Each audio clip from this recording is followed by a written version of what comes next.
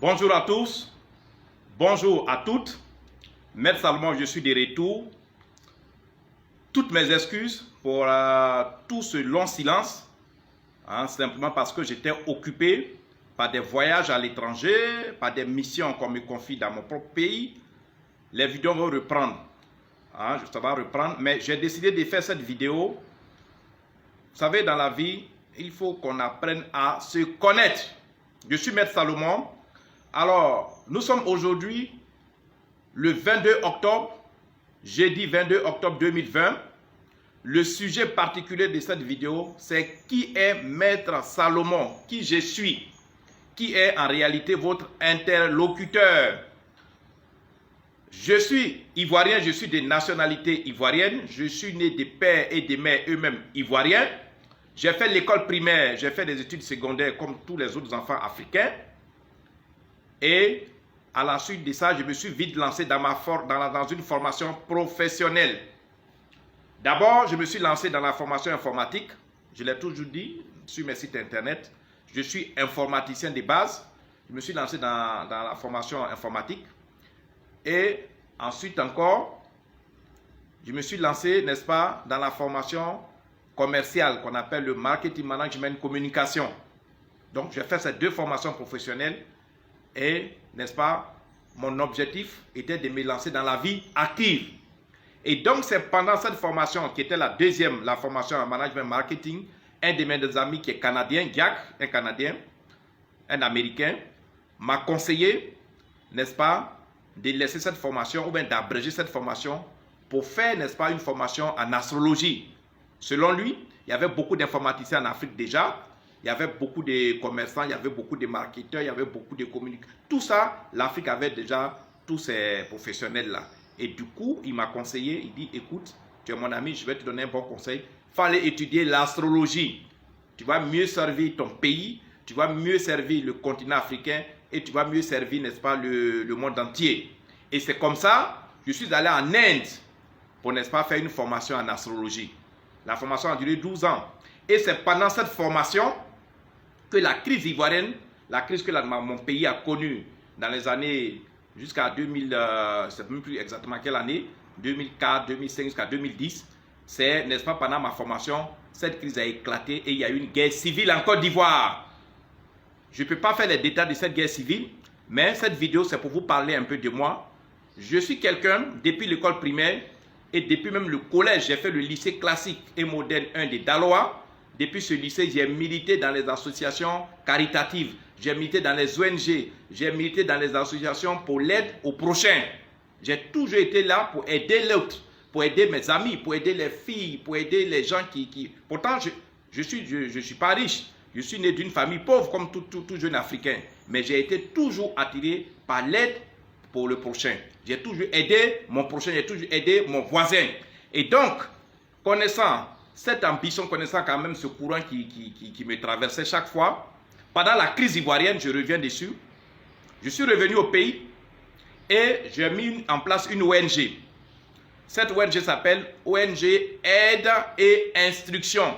Aider les gens et ensuite les instruire, les aider à faire beaucoup de choses, les éduquer et tout ça. Et cette ONG, quand je l'ai mise en place, je vous l'ai répété, on était en pleine guerre.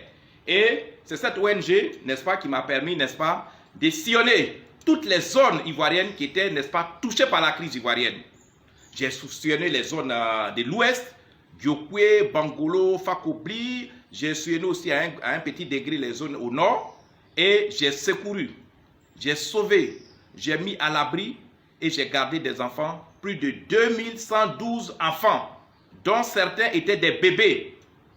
J'ai sauvé pendant la crise ivoirienne des bébés. Si entre-temps, pendant la crise ivoirienne, dans les années où il y a eu la crise, c'est moi qui passais tout le temps dans les journaux télévisés, à la télévision ivoirienne, à la RTI, dans les journaux de 13h, dans les journaux de 20h, je passais en direct et j'expliquais la situation de ces enfants-là. Je partais les prendre à l'ouest du pays, dans les campements abandonnés, dans les villages abandonnés, des femmes accouchaient sur les routes. En fuyant, des femmes accouchaient. Parce que quand il y a une guerre dans un pays, il y a des femmes qui sont enceintes. J'ai pu apprendre des bébés. Tout à l'heure, je vais vous montrer. Parce que cette vidéo, je vais la faire en deux étapes. Donc ça, c'est l'acte 1. Dans l'acte 2, je vais vous montrer les journaux, parce que je ne vais pas dire des choses sans preuve. Les journaux de mon pays, les médias de mon pays m'ont accompagné, m'ont encouragé. Il y a des traces que je vais vous montrer. Et donc, je suis un humaniste. Je suis quelqu'un qui respecte la vie humaine. Et à cette période, c'est là que j'ai vu et c'est là que j'ai réalisé que l'argent n'est rien et l'argent ne peut pas donner tout le bonheur. C'est vrai, excusez-moi, l'argent est quelque chose. Mais l'argent ne peut pas donner tout le bonheur. À cette période où je prenais les enfants, je les ramassais sur les chantiers, dans les campements, dans les champs, des bébés, d'autres venaient des nets.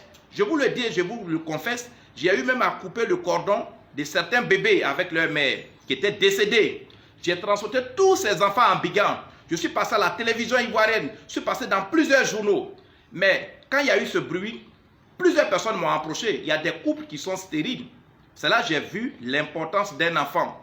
Il y a des couples stériles qui m'ont approché, même en Côte d'Ivoire. Il y a des couples qui sont quittés à l'étranger, en France, dans beaucoup de pays pour m'approcher. Pour dire, maître, bon écoutez, bon, à cette période, je n'étais pas encore maître. Mon nom c'est Clément, mon nom c'est Guy Zadi Clément. Il y a des gens qui m'ont proposé des mallettes d'argent frais. Quand on dit mallette d'argent, quand on ouvre une mallette comme ça, il y a plein d'argent dedans. Il faut prendre cette mallette, donne-moi ce bébé sans trace. Donne-moi ces jumeaux sans trace. Donne-moi tel enfant parce que je n'ai jamais fait d'enfant. J'ai l'argent, j'ai tout ce qu'il faut. Mais c'est l'enfant qui me manque. Je n'ai pas d'héritier. À cette période, je n'avais même pas de toit pour dormir. Mais j'ai résisté à cet argent. J'ai résisté à cette tentation. Les journaux sont là. Je vais vous montrer les journaux. Et j'ai fait tout ça parce que j'avais une conviction. Dans ma vie, je vais aider. J'aime l'humain. J'aime mon prochain. Même le travail que je fais aujourd'hui, le travail de spiritualité, il y a des gens qui me dénigrent, qui m'attaquent par-ci, par-là. Mais je n'ai jamais essayé de tuer quelqu'un mystiquement. Je n'ai jamais essayé de paralyser. C'est vrai, j'ai essayé de corriger certaines personnes. J'ai essayé de mettre certaines personnes sur leur droite ligne pour leur dire, on ne dénigre personne dans la vie, chacun essaie d'avancer. Chacun essaie de faire ce qu'il peut faire. N'essaie pas de dénigrer. J'ai essayé de punir certaines personnes.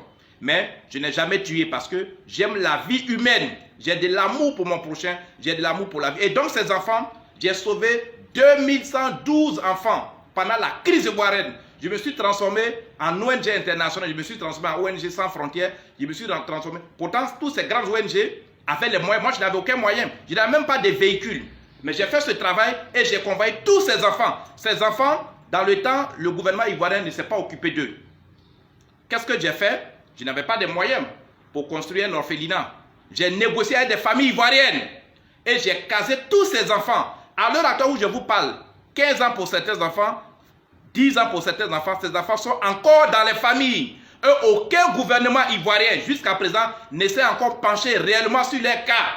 Certains d'entre eux sont déjà devenus adultes. Parce qu'il y a d'autres qui étaient à la naissance, mais il y a d'autres qui avaient 10 ans.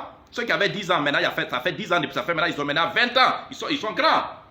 Aucun gouvernement ivoirien, aucun ministre, aucun président, depuis tout ce temps, depuis la première crise ivoirienne, mon pays, la Côte d'Ivoire, ne s'est jamais interrogé, ne s'est jamais penché sur le cas de ces enfants que j'ai envoyés dans ces situations troublantes, dans ces situations de guerre. Ils sont à Abidjan en ce moment. J'ai été interpellé pour dire, les hommes politiques, c'est l'argent qu'ils cherchent, mais ils ne cherchent pas à sauver les gens. Je suis passé à la télévision, j'ai passé tout le temps, je suis même passé sur RFI, je suis passé sur des médias même internationaux, je suis passé plusieurs fois à la télévision ivoirienne, dans les journaux ivoiriens, mais aucun ministre ne m'a jamais approché. Même pendant le gouvernement Gbagbo, même actuellement pendant le gouvernement du président Ouattara, personne ne m'a encore approché. Mais je ne garde pas dents, parce que chacun a sa mission. Les enfants sont encore en Côte d'Ivoire, et j'ai été tenté, on m'a proposé de l'argent, des millions sur des millions. Mais je n'ai jamais vendu un seul bébé. J'avais une conviction, sauver les êtres humains. Et j'ai toujours cette ONG. Les enfants sont dans les familles. Et je vous interpelle. Si j'ai refusé ces mallettes d'argent, ce n'est pas maintenant que je suis devenu maître astrologue que je vais ruser avec mes clients pour leur prendre 10 euros, pour leur prendre 50 euros, pour leur prendre 100 euros. Les gens ne me connaissent pas bien. Donc ils me jugent souvent en mal. Qui est Maître Salomon? Voici ma vie que je suis en train de vous décrire. Tout à l'heure dans la deuxième vidéo, je vais vous montrer les journaux qui attestent que dans ma vie, j'ai servi l'homme, j'ai servi l'humanité, j'ai servi mon pays, j'ai servi les enfants, j'ai servi les femmes enceintes, j'ai servi les femmes qui étaient incapables de fuir. Pourtant, je n'avais aucun moyen. La Côte d'Ivoire est vaste. 2112 enfants, je n'ai jamais été récompensé par mon pays. Mais moi, je savais que j'allais devenir astrologue. Je savais que j'allais devenir spirituel. Ce sont, n'est-ce pas, les cieux, c'est la terre, c'est l'univers, les arbres, les montagnes, les fleuves qui vont me récompenser et qui sont en train de me récompenser. J'ai refusé des blancs, des couples de blancs m'ont proposé des millions sur des millions pour leur donner des enfants en échange. Même des couples ivoiriens, des couples africains, des gens qui venaient de nulle part pour dire nous sommes venus te voir, voici l'argent en espèces. C'était la crise. Je pouvais le faire. La Côte d'Ivoire était en guerre. Je pouvais le faire. Qui allait savoir que je faisais ça? Personne.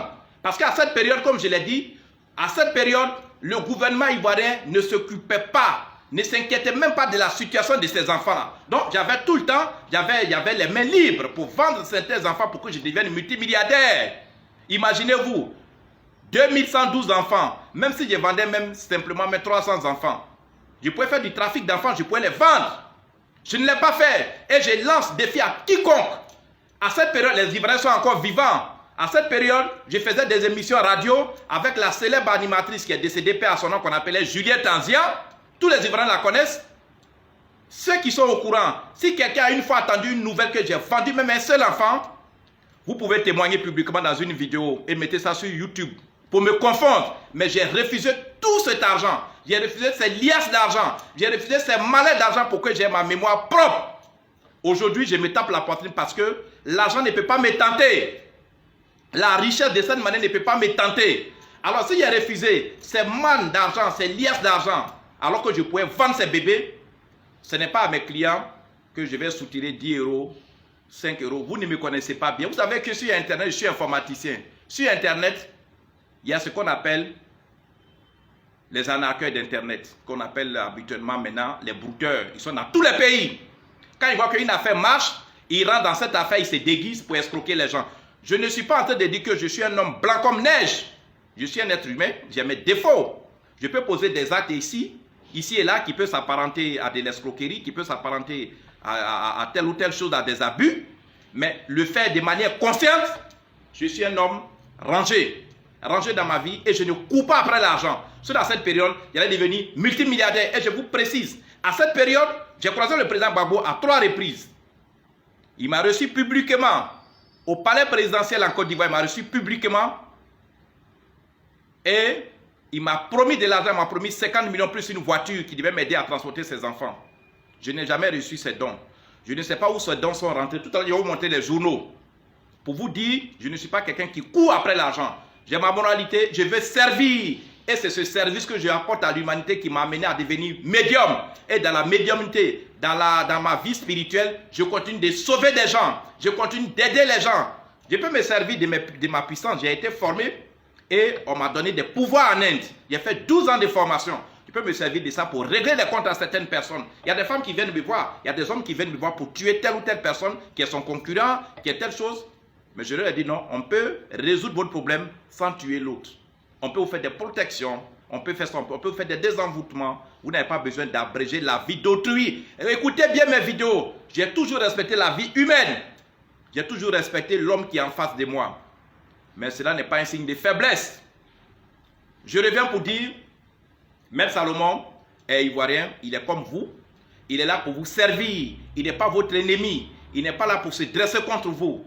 Mais soyez dans votre peau.